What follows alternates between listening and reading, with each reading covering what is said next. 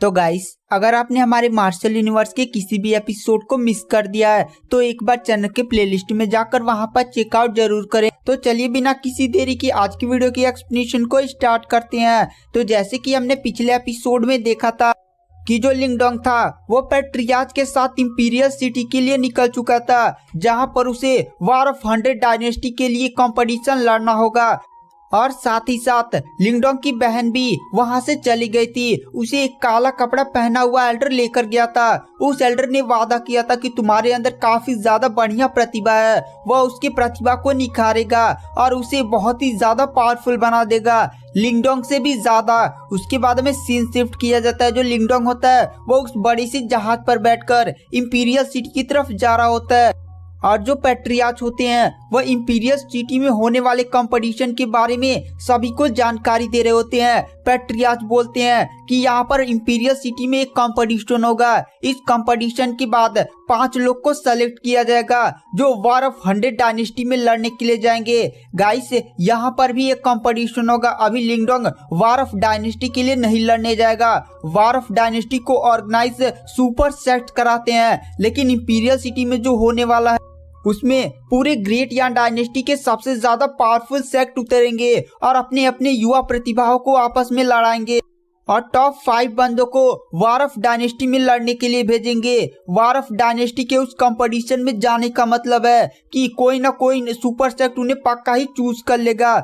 Patriarch उन सभी से कहते हैं पूरे ग्रेट यान डायनेस्टी में सबसे ज्यादा पावरफुल यहाँ के किंग हैं। जो शाही परिवार है वो काफी ज्यादा पावरफुल है। उनके सबसे ज्यादा पावरफुल होने का एक ही कारण है, उनके 3 डिसाइपल सुपर सेक्ट में है, जिनके कारण उनका सेक्ट काफी ज्यादा पावरफुल है और सुपर सेक्ट द्वारा उन्हें बहुत सारे रिसोर्सेज प्रोवाइड किए जाते हैं। इसीलिए वो लोग काफी ज्यादा पावरफुल हैं और पूरे ग्रेट यान डायनेस्टी पर कब्जा कर बैठे हैं। हमारा लिन फैमिली सेकंड नंबर पर है और भी बहुत सारे पावरफुल सेक्ट हैं जो हमारे सेक्ट के लगभग आसपास के ही बराबर हैं। पहला सेक्ट है हेवनली लुओ सेक्ट, ग्रेट सालो वैली बारबेरियन किंग सेक्ट। लिंगडोंग और लिंगलैटियन, तुम दोनों को किसी भी हालत में टॉप 5 में आना ही होगा। अगर तुम ऐसा करने में कामयाब हो जाते हो तो हमारा लिन फैमिली बहुत ही ज्यादा पावरफुल हो जाएगा। वहाँ पर लिंगडोंग और लिंगलैटियन बोलते हैं अब चिंता मत करिए पैट्रियार्च, हम अपनी पूरी कोशिश करेंगे। 2 दिनों की यात्रा के बाद जो लिंग फैमिली का जहाज होता है वह इंपीरियल सिटी में लैंड करता है, जहां पर पैट्रियार्च लिंगडोंग और लिंगलैटियन को 2-3 दिन आराम करने के लिए बोलते हैं, क्योंकि अभी कंपटीशन 2-3 दिन में शुरू होने वाला है। उसके बाद हमें सीन शिफ्ट किया जाता है कंपटीशन के बीच। कंपटीशन जो होने वाला था वो इंपीरियल सिटी के एक बहुत ही बड़े रॉयल बैटल ग्राउंड में होने वाला था। वहां पर पैट्रियार्च लिंगडोंग लिंगलैटियन को लेकर तुरंत वहां पर पहुंच जाते हैं। वहां पर वो लोग बहुत ही सवेरे पहुंच गए थे। तभी वहां पर हेवनली लुओ सेक्ट का भी एल्डर आ जाता है। उसके पीछे उसके युवा प्रतिनिधि चल रहे थे। लिंगडोंग हेवनली लुओ सेक्ट के एल्डर को देखकर काफी ज्यादा शौक था, क्योंकि उसका Elder half of nirvana stage का कल्टीवेटर था। अगर उस एल्डर को प्रचुर मात्रा में रिसोर्सेज प्रोवाइड किए जाते तो पक्का ही निर्वाणा स्टेज तक पहुंच सकता था। उसके पीछे उसका डिसाइपल डू यून चल रहा था। वहां पर जो लिंगडोंग होता है वो डू यून को देखता है। डूयुन ने एक सफेद कलर का रेशमी क्लोथ पहना हुआ था। जो डूयुन था वह एक तलवार बाज था। वहां पर डूयू की नजर भी लिंगडोंग पर पड़ती है। दोनों की आंखें जैसे ही मिलती है डूयुन की बॉडी से उसका स्वॉर्ड माइंड अचानक से हिलने लगता है और अचानक से उसकी बॉडी से एक स्वॉर्ड सीधे निकलकर लिंगडोंग की तरफ चली जाती है। वहां पर डूयुन ने यह खुद नहीं किया था, बल्कि उसकी बॉडी में हलचल की वजह से यह सब हुआ था। वहां पर लिंगडोंग पर जैसी वह तलवार लगने ही वाली होती है, लिंगडोंग का मेंटल पावर तुरंत उस स्वॉर्ड को नष्ट कर देता है। डूयुन शॉक में लिंगडोंग की तरफ ही देख रहा था। वहां पर डूयुन पहली बार किसी ऐसे बंदे से मिला था जिसकी वजह से उसका स्वॉर्ड माइंड कांप चुका था। तभी वहां पर हेवनली लुओ सेक्ट का एल्डर डूयुन के पास आते हैं और कहते हैं ये है लिंगडोंग लिन फैमिली से। डूयुन बोलता है अरे ये तो वही बंदा है ना जिसने हाल ही में ग्रेट यान डायनेस्टी में काफी ज्यादा प्रसिद्धि पाई है और इसने ही तो लिंगलैटियन को भी पीछे हटने पर मजबूर कर दिया था। वहां पर हेवनली लुओ सेक्ट का एल्डर बोलता है हाँ। वहां पर डूयुन बोलता है अगर मेरा इससे मुकाबला हो गया तब तो मजा ही आ जाएगा। उसके बाद उस बैटल ग्राउंड में पूरे ग्रेट यान डायनेस्टी के अलग अलग सेक्ट अपने युवा प्रतिभाओं के साथ आने लगते हैं, जहां पर बारबेरियन किंग सेक्ट का भी एल्डर और ग्रेट सारो वैली के सेक्ट का भी एल्डर आ जाते हैं। उसके बाद हमें काले कपड़े पहने एक युवक को दिखाया जाता है जो लिंगडोंग को काफी ज्यादा गुस्से में देख रहा होता है।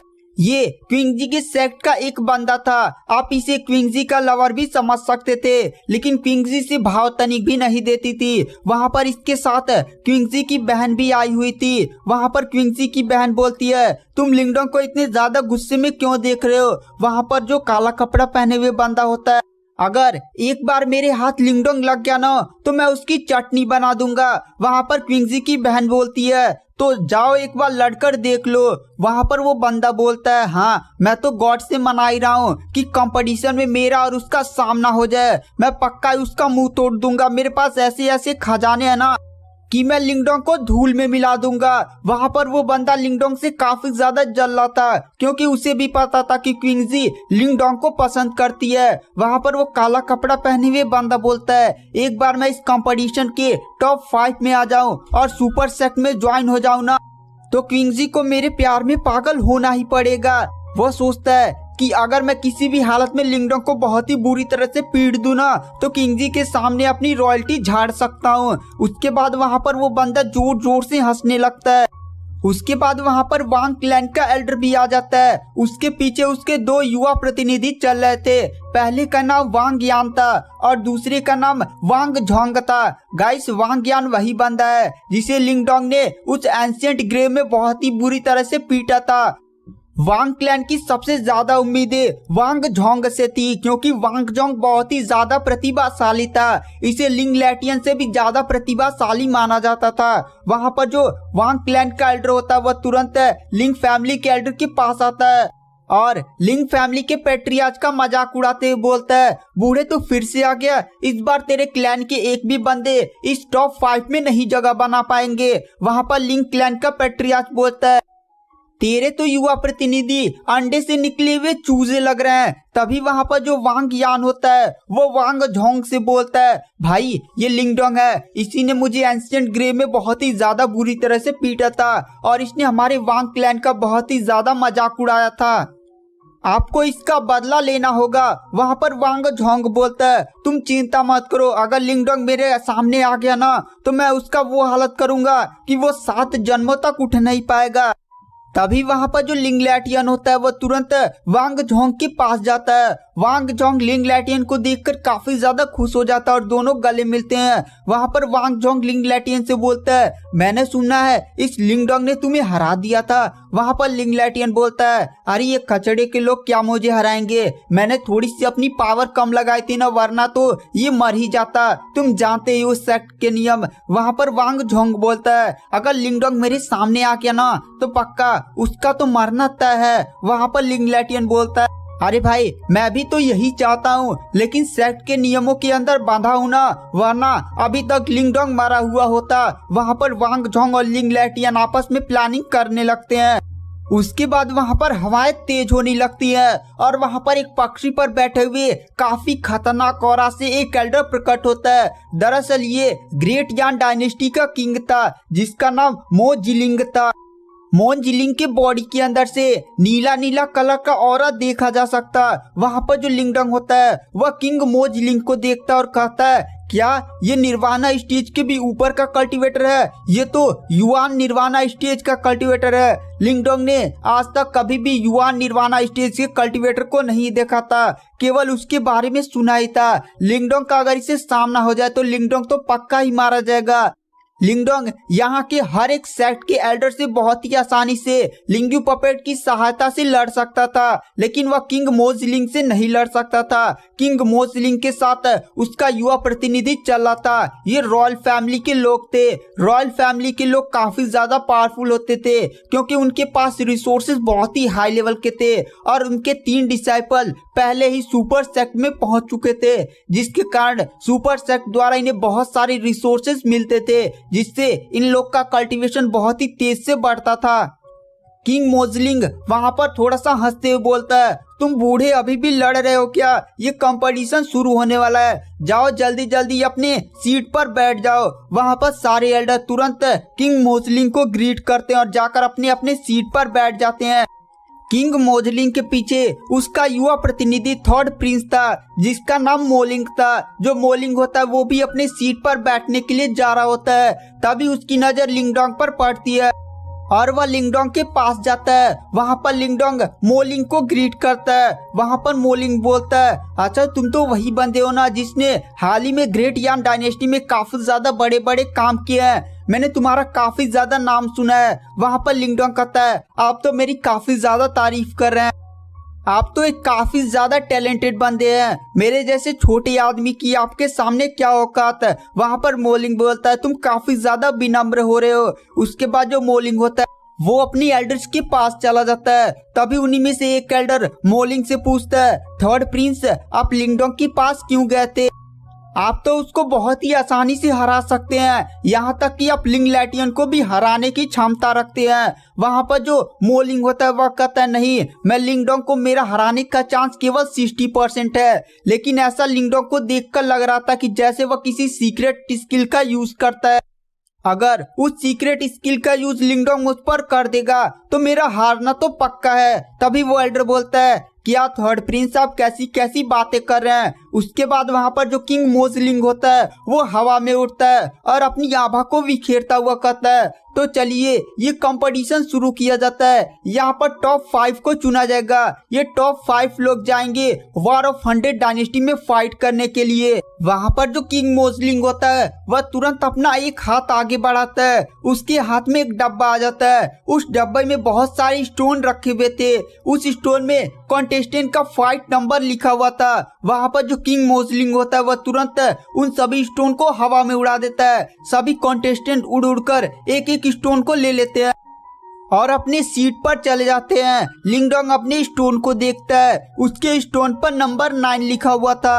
किंग मोजलिंग सभी की तरफ देखते हुए बोलते हैं, तो चलिए बिना किसी देरी के आज की कंपटीशन की शुरुआत करते हैं। वह तुरंत अपना हाथ हिलाते हैं और अचानक से किंग मोजलिंग के पीछे बहुत सारे दरवाजे खुल जाते हैं। उन दरवाजों पर नंबर लिखा हुआ था। किंग मोजलिंग बोलते हैं, सारे कंटेस्टेंट अपने अपने दरवाजे में चले जाएं। दरअसल हर एक दरवाजे में 3 लोगों को उतारा जाएगा। वो तीनों आपस में फाइट करेंगे और केवल एक ही बंदा विजेता होगा। वहां पर जो लिंगडोंग होता है वह तुरंत उठता है। वहां पर पैट्रियार्च लिंगडोंग को शाबाशी देते हैं। वहां पर लिंगडोंग पैट्रियार्च को ग्रीट करने के बाद सीधे अपने दरवाजे में चला जाता है। लिंगडोंग जैसे ही अपने दरवाजे में घुसता है वहां पर 2 बंदे उसका इंतजार कर रहे थे। वो दोनों बंदे लिंगडोंग को बहुत ही अजीब नजरों से देख रहे थे, जैसे कि लिंगडोंग की किस्मत कितनी ज्यादा बेकार हो और वह दुनिया का सबसे ज्यादा अनलकी इंसान हो। वह दोनों बंदे के चेहरे पर अजीब से भाव थे। वहां पर लिंगडोंग अरीना के अंदर जाता है। दरअसल यहाँ पर गड़बड़ यह थी गाइस, वह दोनों बंदे जो लिंगडोंग के सामने थे वो दोनों एक ही क्लैन से बिलोंग करते थे और वो दोनों भाई थे। मतलब अब लिंगडोंग को उन दोनों से फाइट करना होगा। वो दोनों लोग जब एक ही सेल में आए थे तो काफी ज्यादा खुश हो गए थे, क्योंकि तीसरा जो भी कॉन्टेस्टेंट आएगा वो दोनों लोग पहले मिलकर उसे हराएंगे, फिर आपस में फाइट कर डिसाइड करेंगे कि कौन विजेता होगा। इसीलिए जब उन दोनों भाइयों ने लिंगडोंग को देखा था तो उनके चेहरे पर एक अजीब से भाव थे। वहां पर लिंगडोंग अरीना में एंटर करता है। तभी वो दोनों बंदे लिंगडोंग की तरफ देखकर हंसते हुए बोलते हैं, तुम्हारा नाम लिंगडोंग है ना, जिसने हाल ही में लिंग लैटियन को काफी ज्यादा कड़ी टक्कर दी थी और उसे हरा भी दिया था। वहां पर लिंगडोंग हमें सिर हिलाता है। वो दोनों बंदे हंसने लगते हैं और कहते हैं, तुम्हारी पहली राउंड में ही किस्मत कितनी ज्यादा बेकार थी, हम दोनों भाइयों से सामना हो गया। लिंगडोंग उन दोनों की तरफ देखते हुए बोलता है, अच्छा ये बात है। उन दोनों में से एक बड़ा बंदा काफी ज्यादा मोटा था और उसके चेहरे पर एक कट का निशान था। वो किसी डेविल की तरफ दिख रहा था। वहां पर लिंगडोंग उनकी तरफ देखते हुए बोलता है, लिंगडोंग बोलता है, आप तो माउंटेन सेट के 2 ट्विंस फेमस ब्रदर है ना। वो दोनों हमें सिर हिलाते हैं। ट्विंस ब्रदर काफी ज्यादा फेमस थे। ये लोग माउंटेन जनरल के एक आर्मी कमांडर भी थे जो काफी ज्यादा एक पावरफुल आर्मी लीड करती थी। इन लोगों ने काफी बड़े बड़े मिशन को अंजाम दिया था। वहां पर वो दोनों ब्रदर लिंगडोंग की तरफ देखते हुए बोलते हैं, लिंगडोंग तुम काफी ज्यादा एक टैलेंटेड बंदे हो, लेकिन आज तुम्हारी किस्मत खराब है कि हम दोनों भाइयों से तुम्हारा एक ही साथ एक ही बार में सामना हो गया। अगर तुम हमसे एक एक कर लड़ते तो तुम पक्का ही जीत जाते, लेकिन आज तुम्हारी किस्मत खराब है, इसलिए हार मानो और चुपचाप यहाँ से चले जाओ और हम तुम्हें माफ कर देंगे। वरना अगर तुम फाइट करोगे तो हम तुम्हें इतना ज्यादा फोड़ देंगे तुम्हारा मुंह कि तुम उठने के भी लायक नहीं रहोगे। वहां पर लिंगडोंग के चेहरे पर एक मुस्कान आ जाती है और कहता है, ठीक है चलिए मेरा मुंह ही फोड़ दीजिए, लेकिन मेरा आपसे एक निवेदन है कि आप दोनों मेरे पर एक साथ ही अटैक करिएगा। ये बात सुनकर ट्विंस ब्रदर काफी ज्यादा गुस्सा हो जाते हैं और कहते हैं, तुम हमारा मजाक उड़ा रहे हो। लिंगडोंग कहता है, नहीं नहीं, मैं तुम दोनों से एक ही साथ पिटना चाहता। और आज के वीडियो की एक्सप्लेनेशन को यहीं पर एंड कर देते हैं। नेक्स्ट एपिसोड कल अपलोड होगा। Thank you, bye bye.